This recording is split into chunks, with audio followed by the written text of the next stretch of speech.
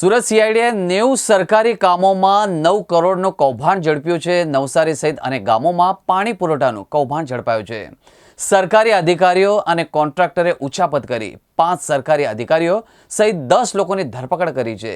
એક કાર્યપાલક ઇજનેર, 2 ડેપ્યુટી ઇજનેર, 2 ક્લાર્કની ધરપકડ, 5 હેડ કોન્ટ્રાક્ટરની પણ ધરપકડ કરવામાં આવી છે। તમામ આરોપીઓ 8 દિવસના રિમાન્ડ પર છે। ગુજરાતમાં ભ્રષ્ટાચાર નાબૂદીની વાતો માત્ર કાગળ પર જ હોય તેમ એક પછી એક ઘટનાઓ સામે આવી રહી છે। રાજ્યમાં અનાજ અને સાયકલ કૌભાંડની શાહી હજી સુકાઈ નથી, ત્યારે પાણી પુરવઠા કૌભાંડ ઝડપાયું છે। જી હા, નવસારી જિલ્લાના બિલીમોરા વિભાગના પાણી પુરવઠામાં કૌભાંડ ઝડપાતા ભારે ખળભળાટ મચી ગયો છે। ભ્રષ્ટાચારીઓએ ટેન્ડર પ્રક્રિયામાં કામ થયા વગરના કામ થયેલ બતાવી મોટા બિલ મૂક્યા હતા।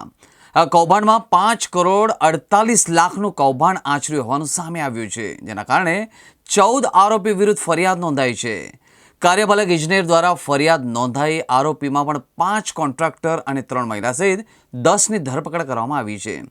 આ કૌભાંડમાં કામ થયા વગરના ખોટા બિલો મૂકી ખોટી હકીકતો ઊભી કરી કરોડો રૂપિયાનું કૌભાંડ આચરવામાં આવ્યું છે। તમામ સરકારી અધિકારીઓએ રૂપિયા 9 કરોડની સરકારી નાણાંની ઉચાપત કરી લીધી છે, જેના કારણે સુરત સીઆઈડી ક્રાઇમ બ્રાન્ચમાં ફરિયાદ કરવામાં આવી હતી।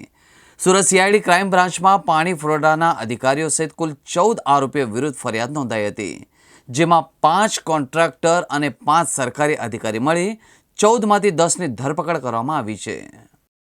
પાણી પુરવઠા વિભાગ દ્વારા નવસારી જિલ્લાની અંદર અલગ અલગ કામો માટે લગભગ 50 કરોડ જેટલી ગ્રાન્ટની માંગણી વિભાગ દ્વારા કરવામાં આવી। વિભાગે લગભગ એમાંની 16 કરોડ જેટલી માંગણીઓ મંજૂર કરી હતી। જ્યારે અમારા ઓપડી અધિકારીઓ 1-2 કામની રેન્ડમ તપાસ કરવા ગયા ત્યારે એ કામોની અંદર કામો થયા ન હતા અને બિલ ચૂકવાઈ ગયા હતા। કોઈ કામ 20% થયા હતા, એનું બિલ પૂરું થઈ ગયું હતું। કોઈ કામ 50% થયા હતા, એનું બિલ પૂરું ચૂકવાઈ ગયું હતું। એટલા માટે અમારા વિભાગ દ્વારા સીઆઈડી ક્રાઇમને તપાસ આપવામાં આવી હતી અને સીઆઈડીને ક્રાઇમને તપાસ એટલા માટે આપવામાં આવી કે બીજા વિભાગનું તપાસ એ કરી શકે। એટલા માટે આજે તમામ ક્લાર્કથી લઈને ડેપ્યુટી એજન્ટથી લઈને એક્સચેન્જને તમામની ધરપકડ કરવામાં આવી છે।